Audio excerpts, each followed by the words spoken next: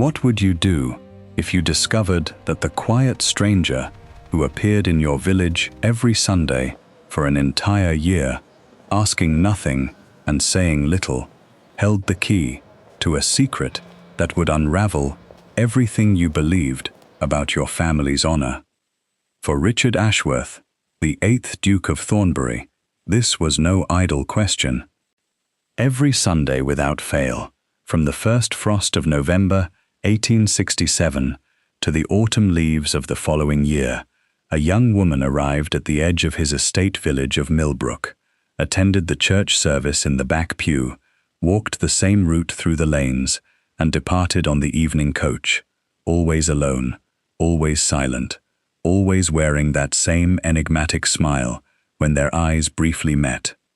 She never spoke to him, she never approached the manor, she never explained herself to the curious villagers, but the truth she carried, hidden in a worn leather satchel and locked behind that mysterious smile, would bring the proud Duke to his knees and force him to confront the one debt his family could never repay.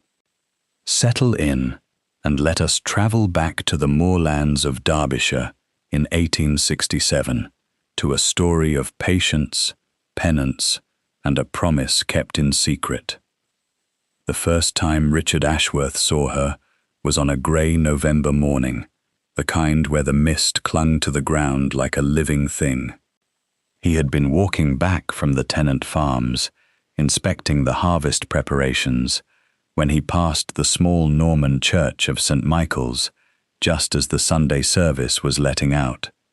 The villagers streamed through the old oak doors, people he had known all his life, faces as familiar as the stone walls of his ancestral home.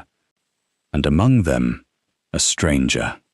She was young, perhaps 25, dressed simply but neatly in a dark blue traveling dress and a modest bonnet. Her face was unremarkable at first glance, pale, serious, with dark eyes that seemed to take in everything while revealing nothing. But when those eyes met his across the churchyard, something extraordinary happened. She smiled, not a flirtation, not a social pleasantry, but a smile of such profound, gentle sadness that it struck him like a physical blow. And then she turned and walked away, down the lane toward the coaching inn, before he could even think to speak. "Who was that?"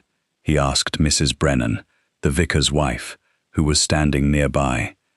"No idea, Your Grace," she replied, her curiosity evident.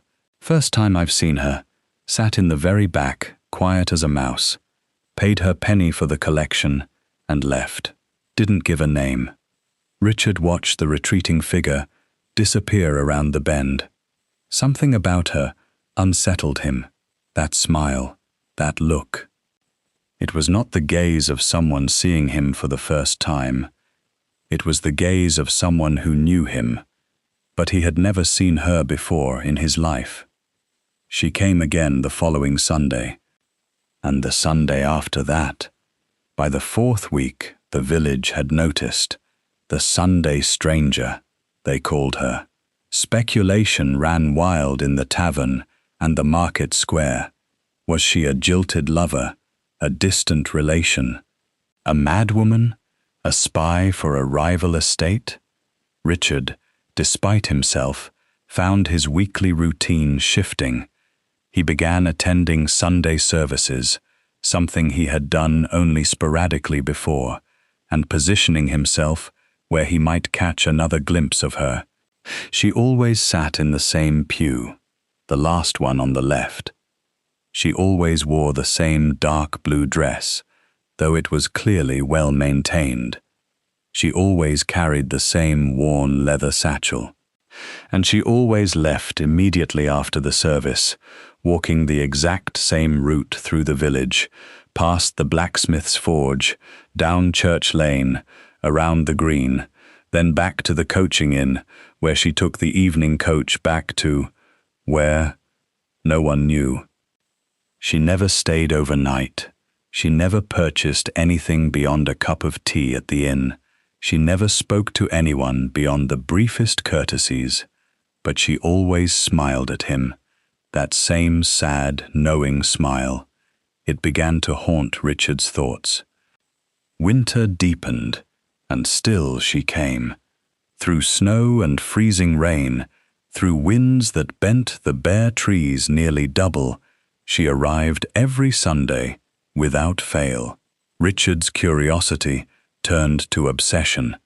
He made discreet inquiries. His steward, Mr. Griffiths, checked the coaching records. She boarded at Derby each week. She paid for a return ticket. She gave no name, or if she did, the coachman couldn't recall it. "Your Grace," Griffith said carefully, "perhaps you should simply speak to her." "And say what?" Richard replied, more sharply than he intended. "Excuse me, madam, but why do you stare at me every week, as if you know something I don't?" "Well, yes, Your Grace, precisely that." But Richard found he couldn't. There was something in her manner, a dignity, a self-containment, that made the idea of confronting her feel like a violation. She was there by choice. She kept her distance by design. If she wanted to speak to him, she would. And so the strange ritual continued. Spring arrived, softening the harsh edges of the moors. The village had grown accustomed to their mysterious visitor. Mrs. Brennan nodded to her warmly now. The innkeeper's wife set aside the window seat she seemed to prefer. Even the children stopped staring. She had become part of the rhythm of Millbrook's Sundays. But Richard noticed changes. Her dress, though clean, was becoming threadbare at the cuffs. She had grown thinner, her face more drawn. The satchel she carried seemed heavier, the way she shifted it from shoulder to shoulder as she walked. And the smile, that enigmatic smile, had begun to carry something else beneath the sadness. Relief, perhaps, or resolution. One Sunday in late April, Richard made a decision. He would follow her, not confront her, not yet, but he would discover where she went after she left the church, what she did during those hours before the evening coach. He waited until she had walked her usual route, then followed at a discreet distance. She did not go to the inn. Instead, she walked out of the village, along the path that led toward the old mill pond. It was a secluded spot, overgrown and forgotten, used by no one since the mill had burned down a decade ago. Richard hung back, concealed by the hedgerow, and watched. She sat on a flat stone by the water's edge, set down her satchel, and opened it. From it, she withdrew a bundle of papers, and she began to read them aloud. Richard couldn't hear the words clearly, but he caught fragments, names, dates, figures. She read for nearly an hour, her voice steady and clear, as if addressing an invisible audience. Then she carefully returned the papers to the satchel, sat in silence for a long moment with her hands folded, and walked back toward the village. Richard remained hidden until she was gone. What in God's name was she doing? The next Sunday, he was waiting at the mill pond before she arrived. When she appeared on the path, she stopped abruptly, seeing him standing there. For the first time in 6 months, her composure faltered. "Your Grace," she said quietly. It was the first time he had heard her voice. It was low, cultured, with a faint trace of a Midlands accent. "Forgive me," Richard said, "but I must know.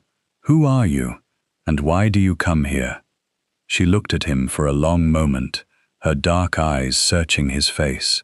Then, slowly, she reached into her satchel and withdrew a single yellowed envelope. She held it out to him. "My name," she said, "is Margaret Hollis, and I come here because I made a promise to your mother." Richard felt the ground shift beneath him. "My mother has been dead for 20 years, he said hoarsely. "I know," Margaret replied. "I was with her when she died." They sat on the stone by the mill pond, the envelope unopened between them, and Margaret Hollis told him a story he had never heard. "I was 8 years old," she began, "when my parents died of typhus. I had no family, no means. I would have gone to the workhouse, or worse." She paused, her gaze distant. "Your mother found me in the village square, half-starved and terrified. She took me in, not as a servant, but as," her voice caught, "as something more.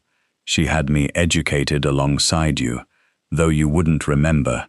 You were only 6, and I was kept mostly to the nursery wing." Richard stared at her, fragments of memory stirring.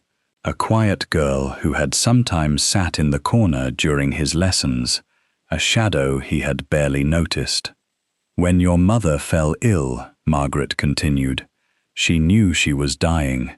Your father, forgive me, Your Grace, but your father was not a kind man.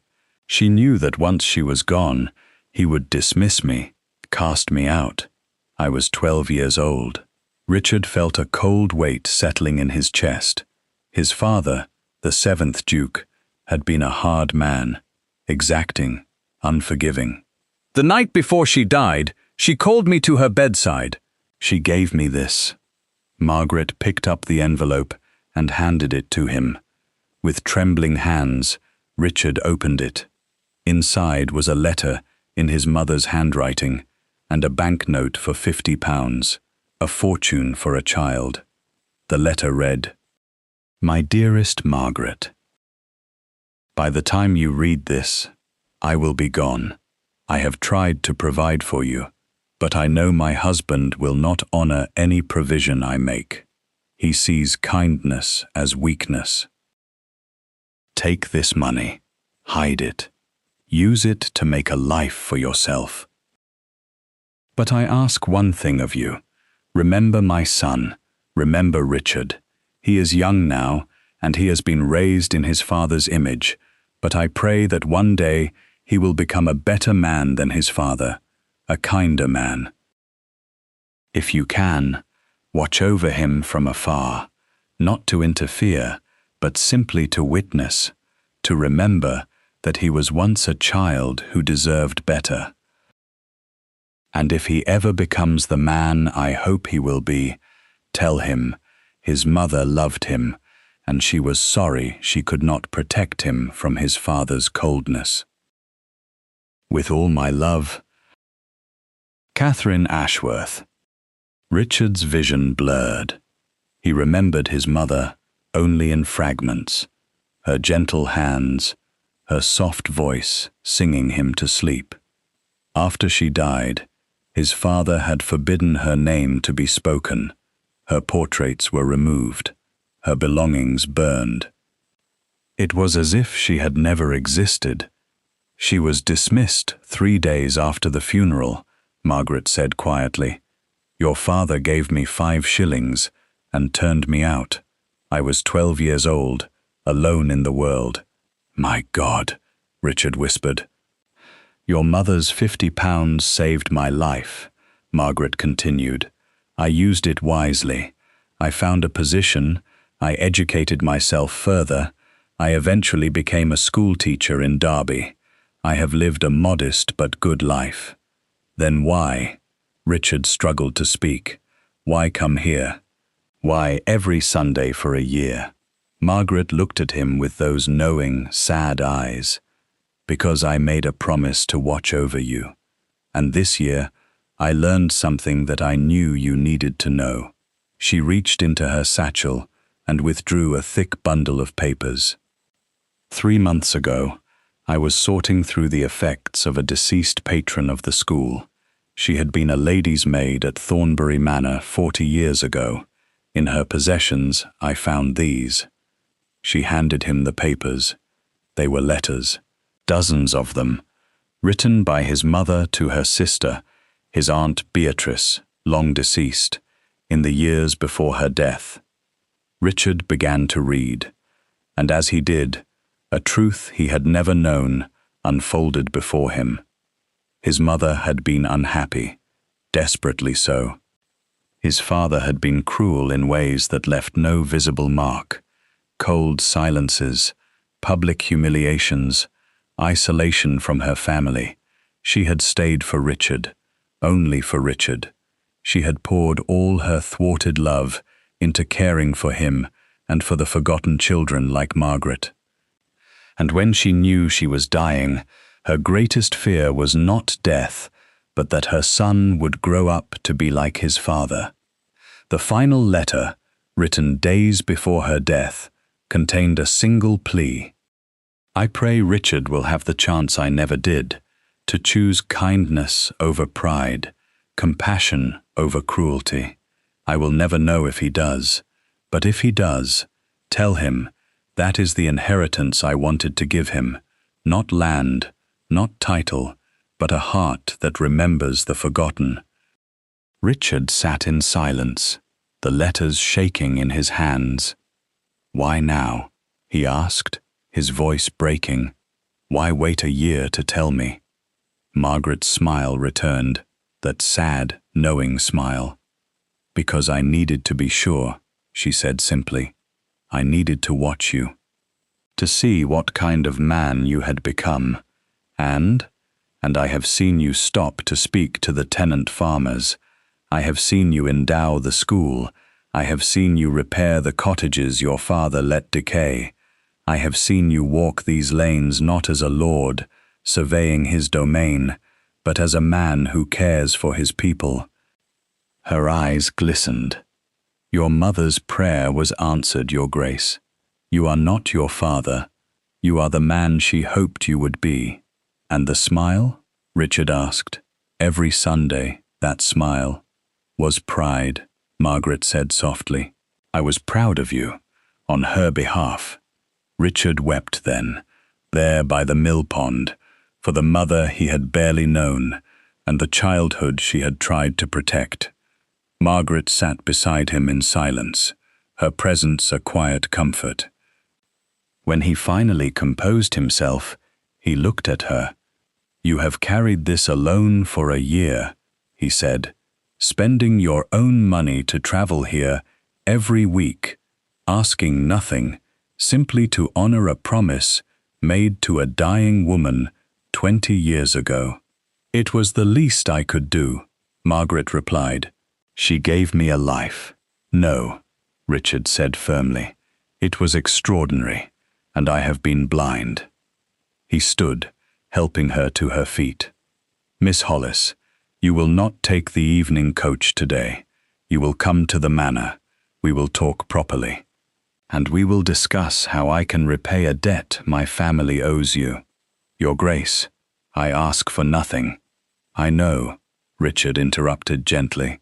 That is precisely why you deserve everything. Margaret Hollis did not return to Derby that evening. At Richard's insistence, she stayed at Thornbury Manor, not as a guest, but as what she should have been all along, family. In the weeks that followed, Richard learned more about his mother from Margaret than he had ever known. He commissioned a portrait of Catherine Ashworth to be restored to the place of honor in the Great Hall.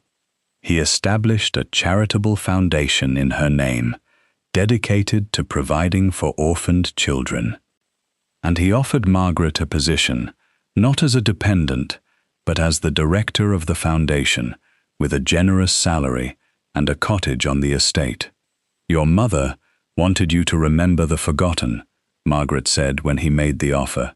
This is a beautiful way to honor that. No, Richard corrected. This is how we honor it together. The following Sunday, when the congregation filed out of St. Michael's, two figures walked side by side down Church Lane. The Duke of Thornbury, no longer alone in his rank, and Margaret Hollis, no longer a secret keeper, but a friend. The villagers watched with approval. Mrs. Brennan smiled knowingly. I always said that girl had a reason for coming here. At the mill pond, Richard and Margaret stood together. "Thank you," Richard said quietly, "for keeping your promise, for watching over me when I didn't know I needed it." Margaret looked out over the water, her expression peaceful. "She loved you," she said simply. "That was never in doubt. I just wanted to make sure she would have been proud." "Do you think she would be?" Margaret turned to him, and for the first time, her smile held no sadness at all. "I know she would be."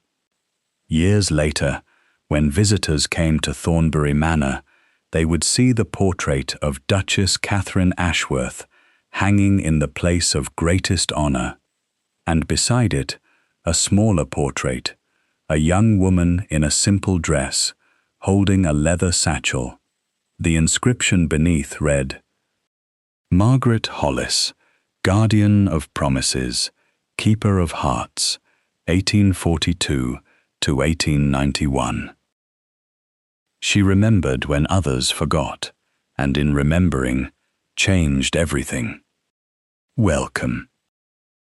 Thank you for walking alongside Richard and Margaret on this journey of hidden devotion and revealed truth. This story reminds us that the most powerful acts of love are often the quietest, and that a promise kept in secret can echo through generations. If Margaret's patient vigil moved you, please leave a like and tell us in the comments what you think gave her the strength to honor her promise for so long. And be sure to subscribe for more stories of hidden kindness and the legacies we leave behind. We'll see you next time.